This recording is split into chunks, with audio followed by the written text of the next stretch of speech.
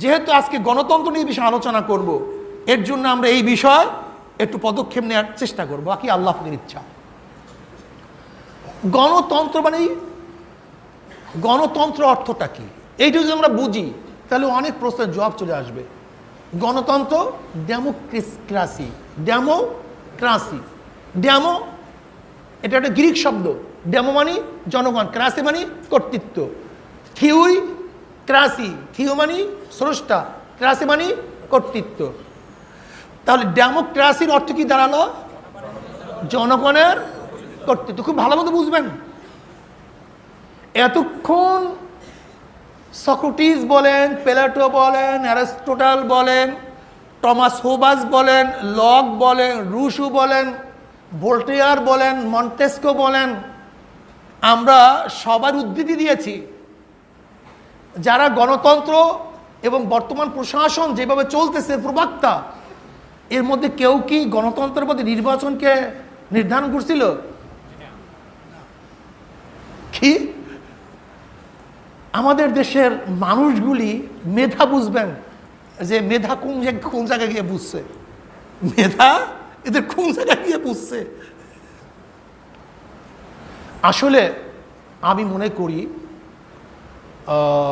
বর্তমান ইসলাম ও রাজনীতি কমপক্ষে তাকে উসমানী সাহেব রহমতুল্লাহ দামাত বরকাতুমের এই বইটা প্রত্যেকটা মানুষের জন্য, মুসলমানদের জন্য আমি মনে করি বর্তমান যুগে আমার কথা অনুযায়ী ওয়াজিব, এটা পড়া উচিত।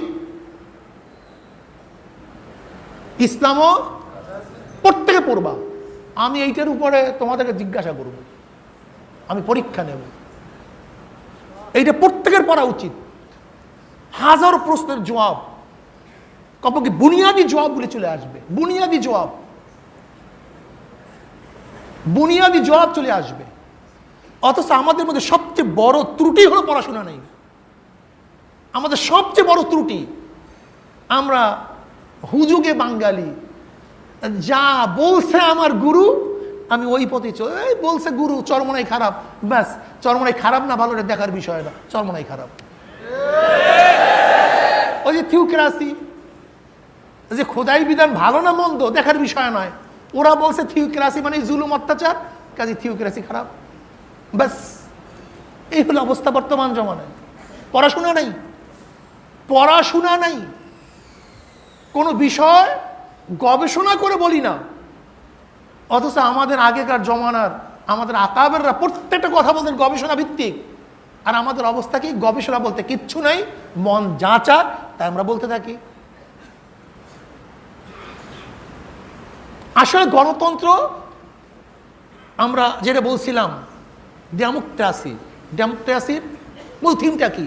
Government of the people, by the people, for the people. Government of the people, by the people, for the people. দেখেন এখানে নির্বাচন নেই। গভর্নমেন্ট এই শাসন জনগণের, বাই দ্য পিপল জনগণের মাধ্যমে, ফর দ্য পিপল জনগণের জন্য। তাহলে কি হলো? জনগণের শাসন, জনগণ থেকে জনগণের জন্য। বলেন তো কি ভাই? জনগণের শাসন জনগণের মাধ্যমে, জনগণের, by the people, of the people, for the people, for the people, by the people, of the people. গণতন্ত্রবাদ, এটা হলো গণতন্ত্রের মূল থিওরি, অর্থাৎ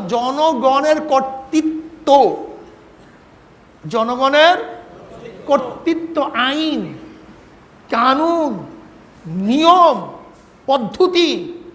কিন্তু শাসক কিভাবে হবে, শাসকের পদ্ধতি কি, প্রক্রিয়া কি, ধরন কি, শাসক কিভাবে নির্বাচিত হবে, আজও পর্যন্ত গোটা দুনিয়ার মধ্যে এই একই নিয়মে কোনোদিন কোনো শাসক নির্বাচিত হয়নি। এইমাত্র আমি বললাম শাসক নির্বাচিত হওয়ার বিভিন্ন পদ্ধতি, বল প্রয়োগ পদ্ধতি, ধর্মভিত্তিক পদ্ধতি, তারপর আছে গণতন্ত্রের পদ্ধতি, বংশীয় পদ্ধতি, আভিজাত পদ্ধতি। এগুলি সব কি? শাসক নির্বাচিত পদ্ধতি। শাসক নির্বাচিত এক জিনিস, একটা হলো মসজিদ কায়েম হওয়া এক জিনিস, মাদ্রাসা কায়েম হওয়া এক জিনিস, আর একটা হলো মাদ্রাসার নীতি আদর্শ কি হবে সেটা ভিন্ন জিনিস। আমি কথাটা বুঝাতে পারছি? শাসক এক জিনিস, শাসকের নীতি আদর্শ ভিন্ন জিনিস। এখানে শাসক দেখার বিষয় নয়, মূল দেখার বিষয় শাসক কোন নীতি ও আদর্শের ভিত্তিতে পরিচালিত হবে। আচ্ছা দেখেন, গোটা দুনিয়ার মধ্যে আমরা 4টা দেশকে মডেল হিসেবে, গণতন্ত্রের মডেল হিসেবে বলতে পারি। যেমন আমেরিকা, ইংল্যান্ড, ফরাসি বিপ্লবের পরে যে গণতন্ত্র গোটা দুনিয়ার মধ্যে ছড়িয়ে পড়ছে, ফ্রান্স, সুইজারল্যান্ড। আমরা যদি 4টা দেশকে মডেল করতে পারি তাহলে আমরা দেখব এই বর্তমান যুগেও 4 দেশের দেশ পরিচালনার পদ্ধতি এক না, কি ঠিক না? দেখেন আমেরিকার প্রেসিডেন্ট নির্বাচন হওয়ার পদ্ধতিটা কি?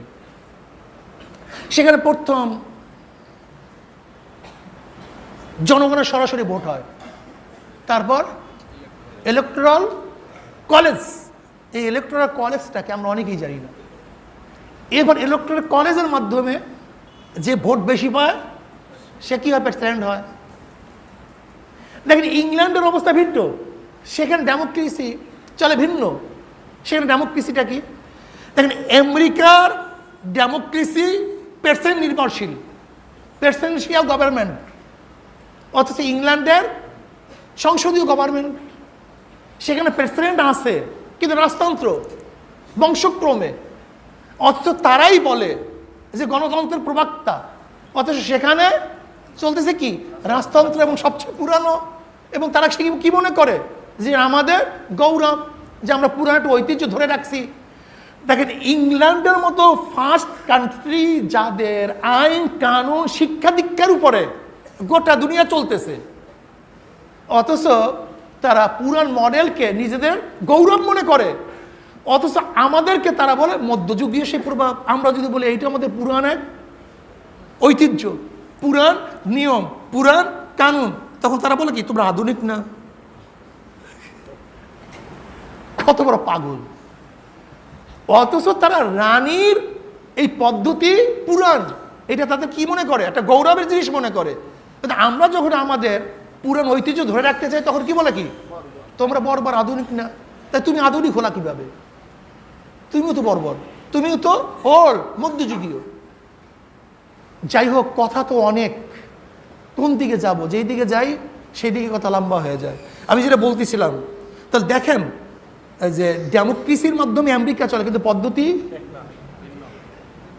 এই কথা বলেন না কেন? ডেমোক্রেসির মাধ্যমে চলে ইংল্যান্ড, পদ্ধতি ডেমোক্রেসির মাধ্যমে চলে ফ্রান্স। ফ্রান্সের অবস্থা কি?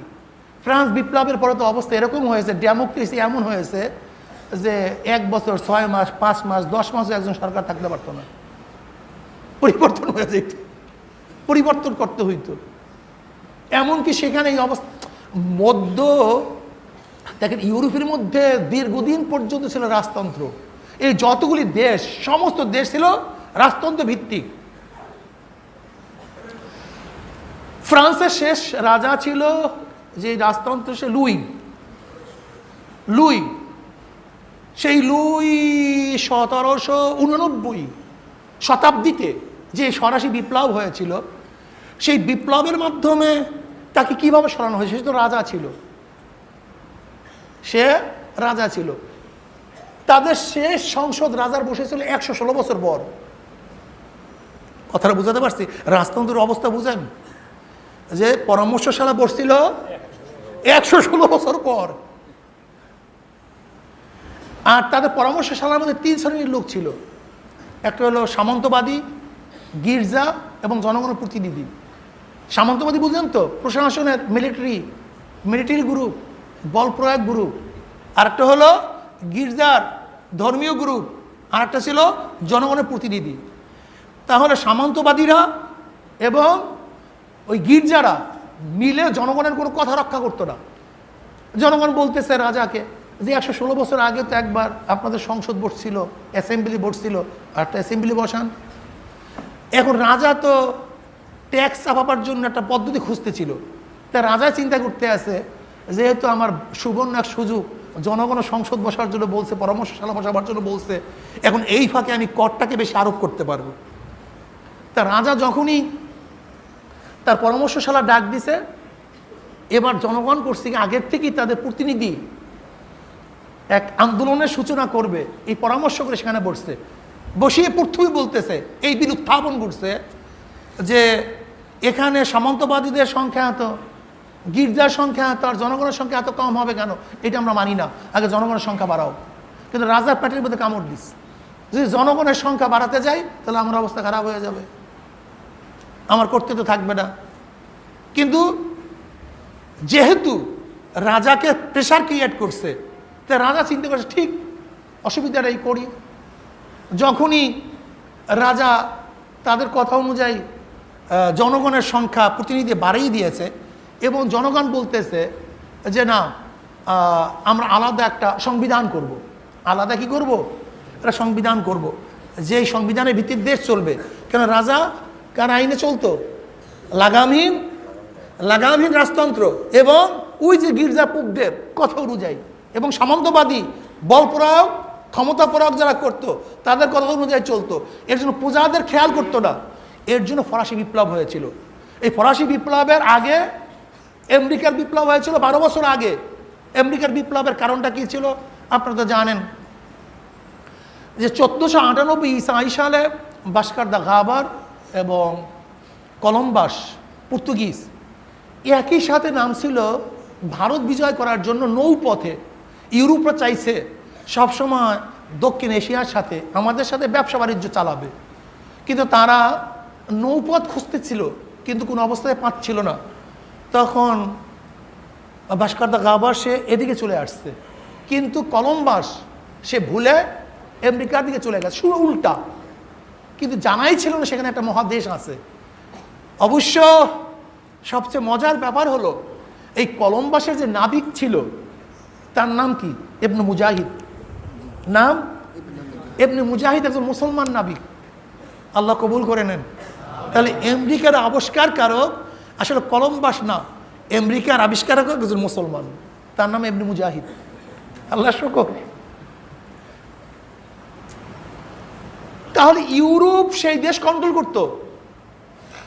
ইউরোপ মানে ইংল্যান্ড। আপনারা কি জানেন কি না, কলম্বাস আমেরিকা আবিষ্কার করার পরে সেখানে লোক পরিচালনা করছে কারা? Europe, England. ইংল্যান্ডের শাসন সেখানে চলতো। তা ইংল্যান্ড তাদের থেকে বেশি বেশি কর আরোপ করতো, ট্যাক্স আদায় করত। তখন জর্জ ওয়াশিংটন সে বলছে না, আমরা কর দেব না, আমরা তোমাদের আন্ডারে থাকবো না, আমরা স্বাধীন হব। তখন জনগণ নিয়ে যে আন্দোলন করছিল, সংগ্রাম করছিল এবং বলছিল আমাদের যতগুলি স্টেট আছে সমস্ত স্টেট মিলিয়ে আমরা গণতন্ত্র স্থাপন করব। এর জন্যই জর্জ ওয়াশিংটনকে গণতন্ত্রের প্রবক্তা বলা হয়। এরপরেই আন্দোলন হয়েছিল ফরাসিতে, মানে ফ্রান্সে। যাই হোক, আমি যেটা বলতেছিলাম যে ফ্রান্সের গণতন্ত্র ভিন্ন, পদ্ধতি কি ভিন্ন, আমেরিকার ভিন্ন, ইংল্যান্ডের ভিন্ন। আবার দেখেন সুইজারল্যান্ড ছোট্ট একটা দেশ, এখানে লোকই বসবাস করে 50-60 লক্ষ। কত লক্ষ? 50-60 লক্ষ। কিন্তু তাদের প্রদেশ কিন্তু এই দেশের মধ্যে 22টা প্রদেশ। কিন্তু সুইজারল্যান্ডের মন্ত্রীকে একেও চিনিই না। 1 বছর 1.5 বছরের জন্য নিয়োগ দেওয়া হয়। তারা সাধারণত একবার যদি কেউ প্রধানমন্ত্রী বা মন্ত্রী হয়, দ্বিতীয়বার আর এই হাউস তাদের থাকে না। বুঝলেন? ক্ষমতার লোভ থাকে না, চলতে হয় সাধারণ মানুষের সাথে।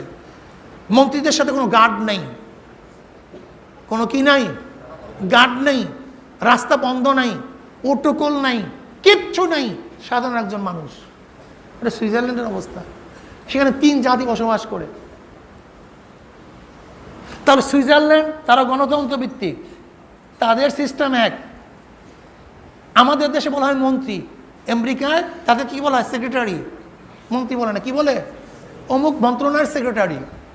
আমরা বলি মন্ত্রী। তাহলে দেখেন, আমি 4টা দেশের উদাহরণ দিয়েছি, সবই ডেমোক্রেসি, কিন্তু পদ্ধতি কি ভিন্ন। এখন আপনি কি বলবেন গণতন্ত্র এক না, ভিন্ন পদ্ধতিও আছে? আসলে মূল হলো গণতন্ত্রটা কি। একটা শাসক নির্বাচনের পদ্ধতি ভিন্ন, শাসক নির্বাচনের পদ্ধতি এই দেশগুলির মধ্যে কি এক না, কিন্তু পদ্ধতি কি, কোন নীতি ও আদর্শের মধ্যে চলবে, সেই নীতি ও আদর্শ হলো তাদের কি ডেমোক্রেসি, গণতন্ত্র। যদি নির্বাচনী গণতন্ত্র হয়, তা রাশিয়া কি গণতন্ত্র না সমাজতন্ত্র? কথা বলেন না কেন? গণতন্ত্র সমাজতন্ত্র এক না ভিন্ন? ডিক্টেটরশিপ, সমাজতন্ত্র ডিক্টেটরশিপ, মুসলিনি যেটা করছিল, হিটলার যেটা করছিল, এটা হলো ভিন্ন এক, এটা ভিন্ন এক আদর্শ, সেদিকে আমি যাব না। তাহলে দেখা গেল রাশিয়া সমাজতন্ত্র, যেটা ডেমোক্রেসি সম্পূর্ণ কি আসমান জমিন বিপরীত। তা রাশিয়া নির্বাচন হয় কেন? যদি নির্বাচনী গণতন্ত্র হয়, তা রাশিয়া তো গণতন্ত্র নির্বাচন হওয়ার কথা না কেন? নির্বাচন এক জিনিস, সমাজতন্ত্র ভিন্ন জিনিস। অথচ আপনি নির্বাচন কি গণতন্ত্র মনে করতেছেন, তা রাশিয়া নির্বাচন হয় কেন আমাকে বলেন তো। এখন আপনাকে যদি কেউ যদি বলে গণতন্ত্রই মানে নির্বাচন, তা আপনাকে জাহেল বলবে, মূর্খ বলবে না জ্ঞানী বলবে?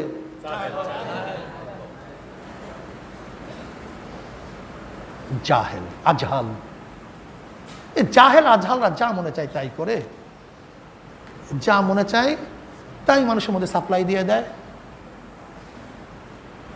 আমি এইমাত্র বললাম যে দেখেন দেখেন আমেরিকা ইংল্যান্ড চলতেছে গণতন্ত্র ভিত্তিক, অথচ সেখানে রানী ইলেকশন হয় না, সেখানে রানী কি, অথচ চলতেছে ডেমোক্রেসি অনুযায়ী।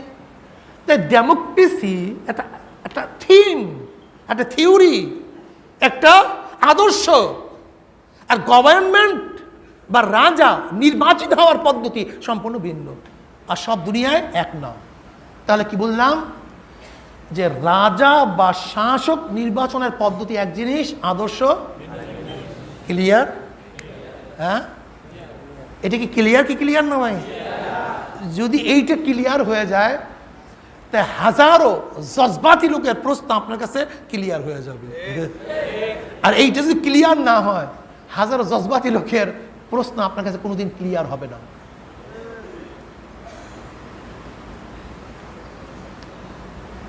আল্লাহ একটু পানি খাও। যাই হোক, কি আপনাদের খারাপ লাগতেছে না? আমার তো খুব কষ্ট হয়, কি কথা বোঝাতে পারেন না। দুরূদ শরীফ আল্লাহুম্মা সাল্লি আলা সাইয়্যিদিনা মৌলিকের ধারণা পয়দা হইতেছে তো। আচ্ছা বলেন তো, আমি যদি কোনো কেনায়া কথা বলি, তা কেনায়া আমি যদি করি, তা কেনায়ার ব্যাখ্যা কে দিবে? যদি আমি কোনো কেনায়া, আর বুঝেন না আপনার ছাত্ররা, ইশারায়, মানে যার বহুবিধ অর্থ থাকতে পারে, এমন একটা শব্দ প্রয়োগ করলাম যে এটার অর্থ এদিকে হতে পারে। এখন উদ্দেশ্য সম্পর্কে আপনি আমাকে বলবেন না আপনি ব্যাখ্যা দিবেন? বর্তমান যুগের অবস্থায় যে যারা ডেমোক্রেসি আবিষ্কার করছে, ব্যাখ্যা তারা দিবেন আপনি দিবেন?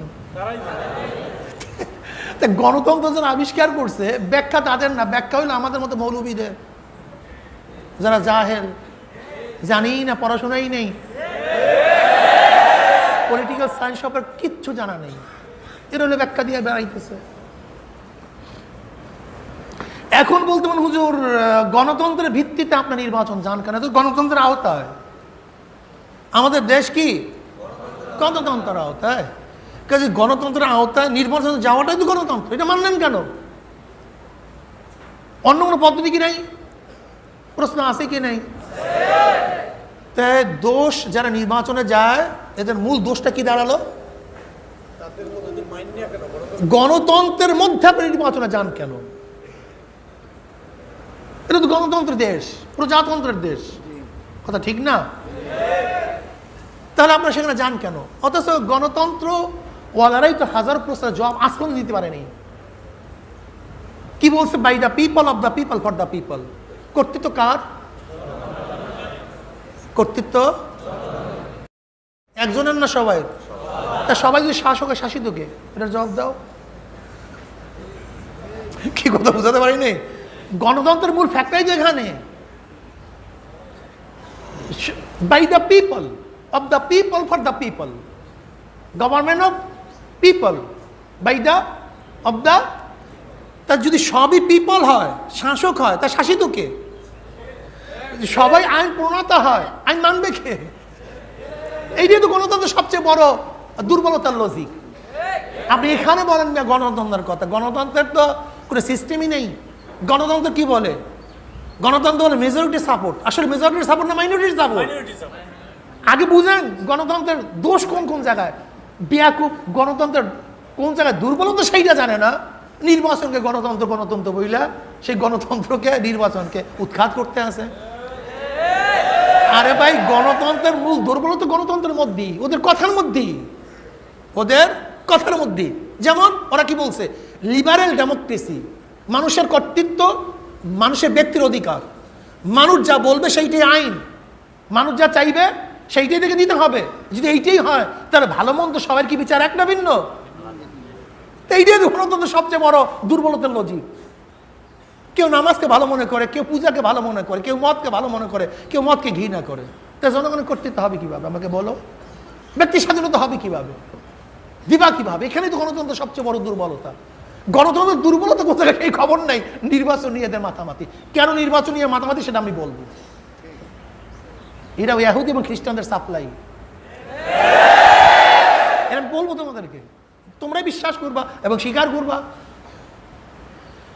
গণতন্ত্রের মূল, ডেমোক্রেসির মূল দুর্বলতা কোন জায়গায় সেইটা নাই। ওরা বলে এটা হলো মেজরিটির সাপোর্ট, কিন্তু আমি বলি মাইনরিটির সাপোর্ট। 1 লক্ষ জনগণ নির্বাচন অংশগ্রহণ করছে 11 জন। কতজন? 11 একজনে ভোট পাইছে 11,000, আর সবাই 89,000 ভাগ করে নিয়েছে। মোট সংখ্যা কত ছিল ক্যান্ডিডেট? এক একজনে পাইছে 89,000 ভাগ, আর একজনে পাইছে। তাই প্রতিনিধি কতজন? আর তাই মাইনরিটির প্রতিনিধি না মেজরিটির প্রতিনিধি? কিন্তু তার কি বলতেছে? মেজরিটির প্রতিনিধি। এইটাই তো গণতন্ত্রের সবচেয়ে বড় দুর্বলতা।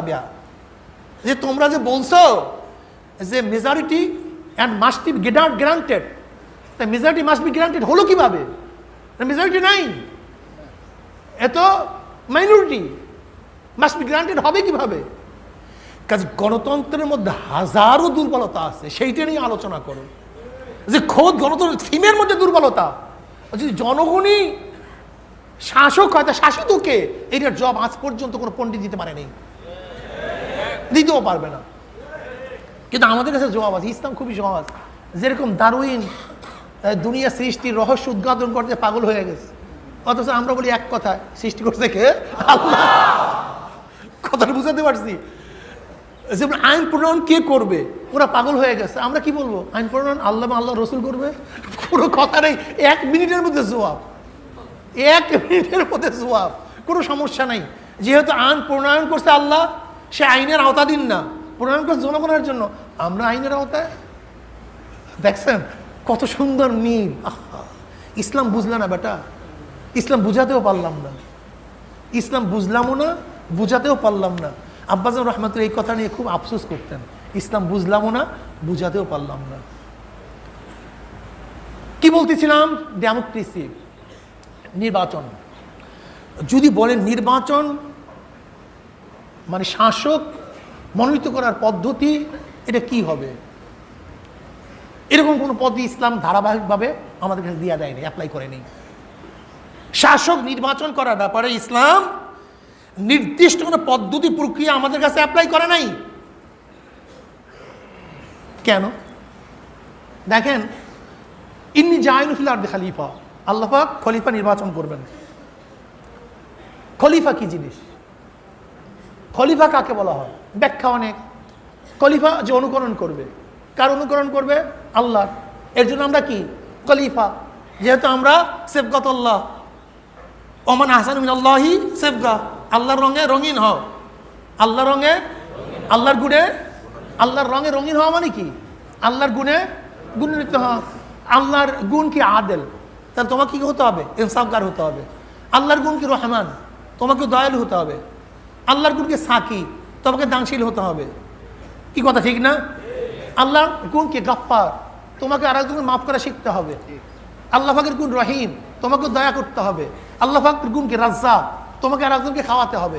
সিবগাত আল্লাহ, ওমান আহসানু মিনাল্লাহি সিবগা। কাজী ইমানের সাথে যারা আল্লাহর রঙে রঙিন হবে তারা কার খলিফা? আল্লাহর খলিফা। এই হিসেবে সবাই আল্লাহর খলিফা। কিন্তু আরেকটা আল্লাহর গুণ আছে, কুলিল্লাহুম্মা মালিকাল মুলক, তিনি বাদশার বাদশা। কাজী তার খলিফাদের মধ্যে কেউ শাসক হতে হবে, এটা আল্লাহর গুণ। এটাও কি আল্লাহর গুণ। শাসক তো হব, খলিফা হব, পদ্ধতিটা কি বাতাও বাতাও। জনাব মুহাম্মদ রাসূলুল্লাহ সাল্লাল্লাহু আলাইহি ওয়াসাল্লাম খলিফাতুল্লাহ, তিনি ছিলেন আল্লাহর খলিফাতুল্লাহ। কার খলিফা?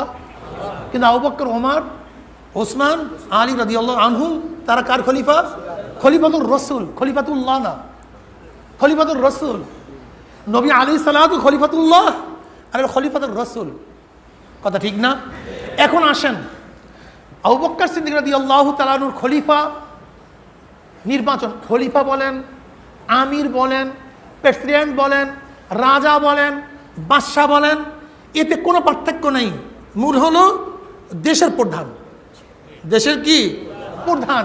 নির্বাচনে কিভাবে হবে? আগে আছেন, আপনি একে যা বলেন আপত্তি নাই, যা বলেন কোনো আপত্তি নাই।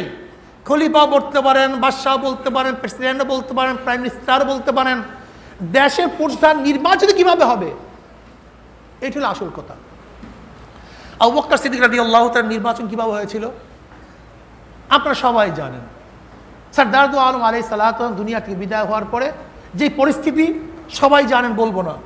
বনি সালামার মধ্যে আনসারি গোষ্ঠী গিয়ে বলতেছে যে আমাদের মধ্যে খলিফা নিযুক্ত করব। আবু বকর সিদ্দিক রাদিয়াল্লাহু খবর পাওয়ার সাথে সাথে চিন্তা করছেন, আল্লাহ না করুক যদি আনসারদের মধ্যে একজন খলিফা হয়েই যায় তাহলে সমস্যার সৃষ্টি হবে। তিনি গিয়ে কি বললেন? আল আইম্মাতু মিনাল কুরাইশ, উসুলের মধ্যে পড়ছেন, এটা খবর ওয়াহিদ, কিন্তু সমস্ত মানুষ ইজমা হয়ে গেছে খবর ওয়াহিদের উপরে যে কুরাইশদের মধ্যে কি হবে?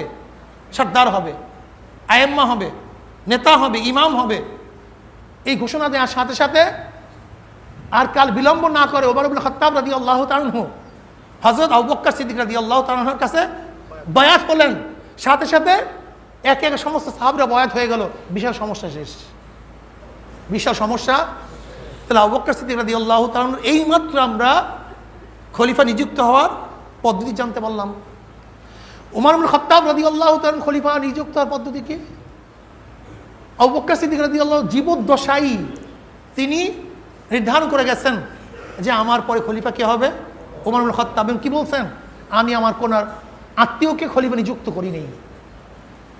এই রাজতন্ত্রের বিরুদ্ধে যে স্লোগান, এইটা তো সৃষ্টি হয়েছে এই গণতন্ত্রের প্রভাব পড়ার পরে। এর আগে গোটা দুনিয়ার মধ্যে ছিল রাজতন্ত্র। রাজতন্ত্র কোনো দোষের বিষয় নয়। যেমন আল্লাহ পাক রব্বুল আলামিন তালুতকে রাজা করে নির্বাচিত করেছেন। আল্লাহ পাক রব্বুল আলামিন গৌরবের সাথে বলেন, ইন্না জাআলনাকুম মুলুকান, বনি ইসরাইলের সমস্ত নিয়ামতকে স্মরণ করতে গিয়ে আল্লাহ পাক বলেছেন আমি তোমাদের মধ্যে রাজা সৃষ্টি করেছি। কথাটা বোঝাতে পারি নাই? রাজা খারাপ না, রাজতন্ত্র খারাপ না, মূল ব্যাপারটা হলো কোন আদর্শ এবং নীতির ভিত্তিতে রাজা দেশ পরিচালনা করবেন।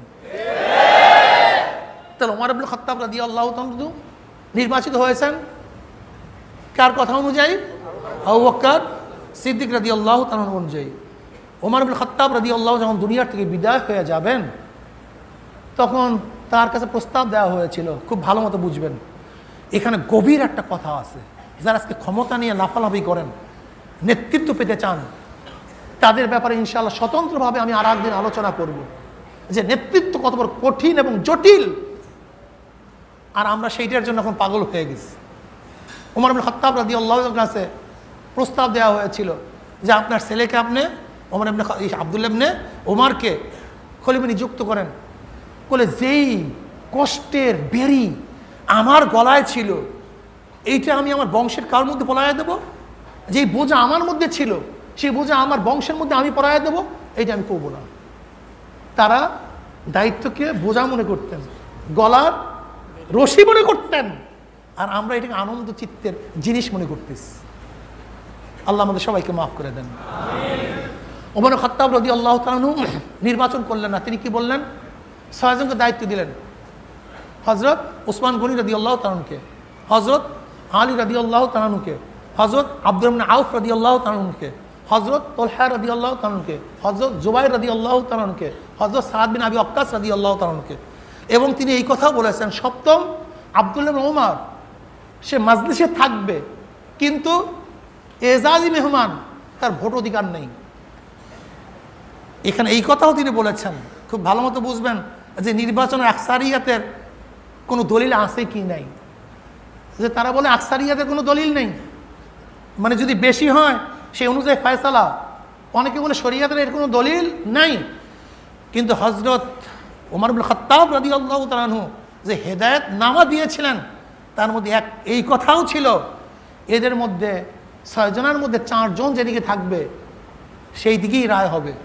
আবার এই কথাও বলেছিলেন যে হ্যাঁ, যদি সমান সমান হয়, তার মধ্যে আব্দুর রহমান আউফ যেই দলে থাকবে, রায় সেদিকেই হবে।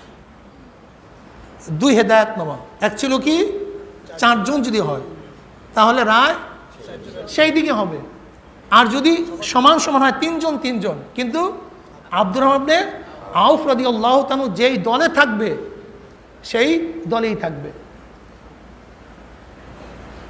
অথচ খলিফা নিযুক্ত করা, জানিসেন ওলি আহাদ নিযুক্ত করা আমাদের কাছে খারাপ মনে হয়। অথচ হযরত আবু বকর সিদ্দিক রাদিয়াল্লাহু ওলিউল আহাদ জানিসে নিযুক্ত করছেন কি করেন নাই? ওমর ইবনে খাত্তাব রাদিয়াল্লাহু কি বললেন? আজকে যদি আবু উবাইদা ইবনে জাররাহ রাদিয়াল্লাহু বেঁচে থাকতো, আমি তাকেই খলিফা নিযুক্ত করতাম। আজকে যদি মুআয ইবনে জাবাল বেঁচে থাকতো, তাহলে আমি তাকেই খলিফা নিযুক্ত করতাম। যারা আজকে মুআবিয়া রাদিয়াল্লাহু তাআলার উপর অপবাদ দেন, জানিসেন কেন নিজে সৃষ্টি করেছেন, তাহলে আমি বলবো যে ওমর ইবনে খাত্তাবও তো আশা করছিলেন উবাইদা ইবনে জাররাহ যদি থাকতো তাহলে আমি তাকে নিযুক্ত করতাম, মুআয ইবনে জাবাল যদি থাকতো আমি তাকে নিযুক্ত করতাম। তাহলে ওলিউল আহাদ নিযুক্ত করা এটা কোনো খারাপ জিনিস না, এটা কোনো খারাপ জিনিস না, এটা অবৈধ। এইটা এই রিপাবলিক এবং এই গণতন্ত্র প্রচার প্রসার হওয়ার পরে ঘৃণা সৃষ্টি হয়েছে, অথচ এর আগে ঘৃণার কোনো বস্তু ছিল না। এবার আসুন, যেই কথা বলতেছিলাম, এবার উভয় দলে সমান হয়ে গেছে, ফয়সালা দিতে পারছে না। এবার আব্দুর রহমান আউফ রাদিয়াল্লাহু তাআলা আনহু তিনি বলছেন, আমি খেলাফতের মসনাদের থেকে হাতকে গুটায় নিলাম, কিন্তু আমি কোন পক্ষে সেটাও বলবো না, আমি সমস্ত জায়গায় ঘোরাফেরা করব। এবার আব্দুর রহমান আউফ রাদিয়াল্লাহু তাআলা মদিনার অলিতে গলিতে সব জায়গায় সমর্থন নেওয়া শুরু করলেন, ভোট নেওয়া শুরু করলেন, ভোটিং পদ্ধতি, যে তোমরা কি ওসমান গনির পক্ষে না আলী রাদিয়াল্লাহু তাআলার পক্ষে, ভোট নেওয়া শুরু করলেন। এমনকি রওয়ায়াতের মধ্যে আসছে মহিলাদের কাছেও ভোট জিজ্ঞাসা করছেন, এমনকি মক্তবের বাচ্চাদের কাছেও প্রশ্ন করছে, তোমরা ওসমান রাদিয়াল্লাহু তাআলাকে নির্বাচিত করতে চাও না আলীউল মুর্তজা রাদিয়াল্লাহু নির্বাচিত করতে চাও? আব্দুর রহমান আউফ রাদিয়াল্লাহু তাআলা আনহু মদিনার অলিতে গলিতে ঘুরে ফিরে তারপর তিনি সিদ্ধান্ত দিয়েছেন যে খলিফা কে হবে? ওসমান রাদিয়াল্লাহু তাআলা আনহু। তা আবু বকর সিদ্দিক রাদিয়াল্লাহু খেলাফতের পদ্ধতি এক, ওমর ইবনে খাত্তাবের এক, ওসমান গনির এক। ওসমান গনি রাদিয়াল্লাহু যখন দুনিয়া থেকে বিদায় হয়ে গেলেন, একদল আসছে আলী রাদিয়াল্লাহু তাআলার কাছে বয়াত গ্রহণ করার জন্য, যে আপনি আমাদেরকে বয়াত নেন। তখন তিনি কি বললেন, না, আমি গোপনে কারোর থেকে বয়াত নেব না, যদি তোমরা চাওই আমার কাছে বয়াত হওয়ার জন্য তাহলে মসজিদে চলো। আব্দুল ইবনে আব্বাস রাদিয়াল্লাহু বললেন, আমার কাছে এটা পছন্দ হয়েছিল না যে সেই মসজিদে যাক এবং বয়াত গ্রহণ করুক, এটা আমার কাছে পছন্দ হয়েছিল। কেন? হট্টগোল হতে পারে, গ্যাঞ্জাম হতে পারে। কিন্তু সেখানে তিনি গেলেন, এরপরে তিনি সবার থেকে বয়াত নিলেন। তাহলে হযরত আলীউল মুর্তজা রাদিয়াল্লাহু তাআলার বয়াতের পদ্ধতি ছিল এক। তাহলে দেখেন 4 জন খলিফার খেলাফতের পদ্ধতি 4 রকম। এখন আপনি যে দেশের প্রধান তাকে কোন বিচারে নির্বাচিত করবেন, এই পদ্ধতি প্রক্রিয়া গোটা দুনিয়ার মধ্যে এক নাই, বর্তমানেও নাই, আগেও ছিল না, ইসলামের মধ্যেও ছিল না। এখন পদ্ধতিটা কি হবে? পদ্ধতি ইসলাম বাতায় নাই কেন? কারণটা কি দেখেন, খুব ভালো মতো বুঝবেন। যে ব্যক্তি খলিফা হবে, দেশের প্রধান হবে, ইসলাম তার সিফাত গুণ বাতায়া this. আইয়াকুন Al ইমামু মুসলিমান, আইয়াকুন Al ইমামু আকিলান, আইয়াকুন Al ইমামু বালিগান, আইয়াকুন Al ইমামু মুস্তাহিদান feel উসুল আল ফুরুয়ে, আইয়াকুন আল ইমামু আদিলান। বিভিন্ন শারায়েত বাতায়া দিস। আইয়াকুন আল ইমামু কবিউল কলব ফিল হরব ওয়াস সিলাহে, যে ইমামের গুণ এইটা হবে, ইমামের গুণ এইটা হবে, নেতার গুণ এইটা হবে। কিন্তু নেতা নির্বাচন কিভাবে করবেন এইটা ইসলাম নির্ধারণ করলো না কেন? খুব মজার কথা, এইটাই হল ইসলাম।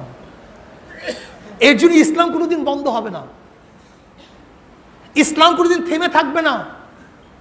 যদি ইসলাম নেতা নির্বাচনের কোন এক নির্দিষ্ট পদ্ধতি বাতাইতো, অথচ দুনিয়া শুরুর থেকে আজ পর্যন্ত নেতা নির্বাচনে এক পদ্ধতি নেই, তাহলে হতে পারত যে কোনো এক দেশ, কোনো এক কান্ট্রি, কোনো এক এলাকা এই নেতা নির্বাচনের পদ্ধতিকে অস্বীকার করে বসত, যে আমরা এইভাবে নেতা নির্বাচন করব না। অথচ ইসলাম কি শুধু মদিনা মক্কার জন্য, শুধু বাংলাদেশ ইউরোপের জন্য? ইসলাম গোটা আলমের জন্য। এই যে ইসলাম নেতা নির্বাচনের পদ্ধতি এক রকমের রাখে নাই। নেতা নির্বাচন তোমরা যেইভাবে ইচ্ছে সেইভাবে করো, বল প্রয়োগ করো, উত্তাসুরি হিসাবে করো, জনগণের ভোট দিয়ে করো, মশওয়ারার ভিত্তিতে করো, বংশ ভিত্তিতে করো। আল্লাহ পাক তালুতকে যেরকম মালিক করিয়া বানাইছে সেইভাবে করো, করতে পারো, কিন্তু নেতার নীতি আদর্শ থাকবে এইটা, এর বাহিরে নেতা যেতে পারবে না। কথা ঠিক না? এর নাম নির্বাচন। এর নাম কি? এর নাম ভোট, এর নাম নির্বাচন।